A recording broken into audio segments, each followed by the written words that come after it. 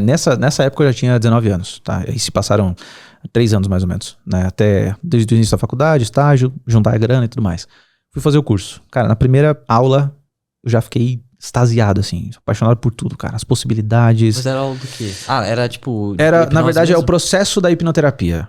Ah. Era uma especialização. Durava 8 dias, 15, 14 horas por dia. Sim, pesadíssimo. Caraca! 8 dias seguidos, assim. Porradeiro o tempo inteiro, prático o tempo inteiro. Você sai do curso moído. Parece que você viveu uns 2 meses, assim. Pancaram o seu cérebro. Naqueles 8 dias, velho. Moeram meu cérebro de hipnose ali, cara. Foi bizarro. Era muito intenso. O ritmo era muito intenso. Então eu fiz essa especialização. Só que a especialização cara, sabe esses cursos de coach final de semana? Uhum. Eu senti que é mais intenso, ok, tem mais conteúdo, ok, mas não te deixa 100% preparado. Tipo assim, eles vendem falando, você vai sair pronto pra ser um terapeuta. Só que, assim, né, não dá se tornar um terapeuta em 8 dias, pelo amor de Deus, né? Envolve muita coisa, é muita responsabilidade. Você tá lidando com uma pessoa ali, uma história, uma vida inteira de traumas, talvez. E, cara, como que você vai lidar com isso com 8 dias? É difícil. E dali eu parti para fazer as minhas pós-graduações. Então eu tinha a faculdade que eu já tinha feito de tecnologia. Não queria fazer uma faculdade longa. Falei, não, vou pra pós. E aí eu fiz 3 pós-graduações, meio que simultaneamente, assim. Inclusive foi na época da pandemia, no início da pandemia, 2020. Comecei a fazer pós. Fiz pós em psicologia clínica, psicologia cognitivo-comportamental e psicanálise. Aí eu percebi também que na faculdade eles te transformam mais no especialista em doença do que tudo, né?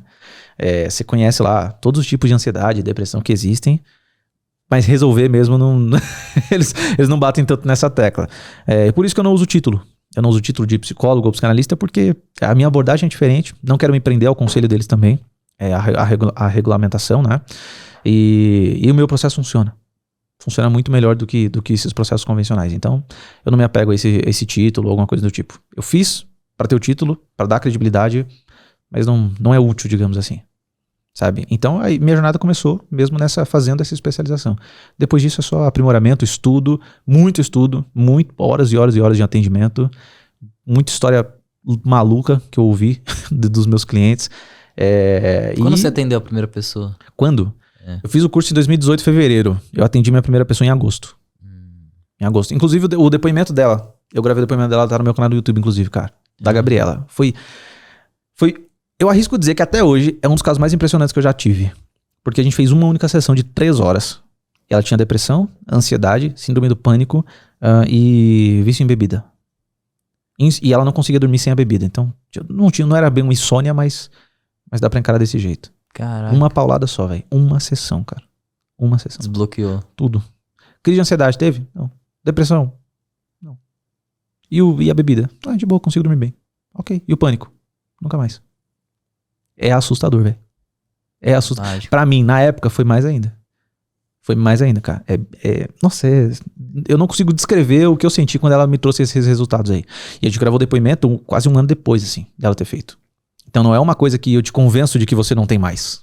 Cara, é a raiz do problema, cara. É a emoção, é o trauma, é o momento, é a ressignificação, é tudo junto. Tudo junto pra tua mente recriar, digamos assim, o teu padrão de comportamento. E a partir disso, véio, aí o céu é o limite.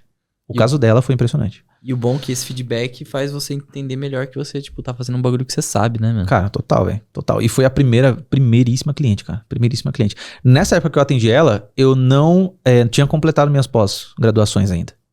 Então eu fui meio inseguro ainda pra atender, mas eu fiz o que eu tinha que fazer, né? Mas eu acho que boa parte do processo também é muita empatia. Sabe? É você olhar pra pessoa como um outro ser humano, assim. Não tem nada mais, nada menos do que isso ali. Né? Não é técnica certa, não é... Cara, é um ser humano que tá ali. Você tem que dar atenção, tem que entender o que ele tá sentindo, entender o que ele já passou, não julgar, não menosprezar nada, não diminuir nenhuma dor. E é isso. Isso vai fazer as coisas acontecerem da melhor maneira possível. E isso que eu senti falta nessa especialização. Porque lá eles ensinam eles ensinam técnica. Você tem a técnica, você tem o processo. É uma folha com organograma. Segue isso aqui que vai dar certo. Mas não é todo mundo que consegue. Por quê? Falta empatia. Falta a pessoa enxergar o outro ser humano como realmente um ser humano merece ser olhado, entendeu? Tem que ter uma conexão ali. Tem que ter, senão...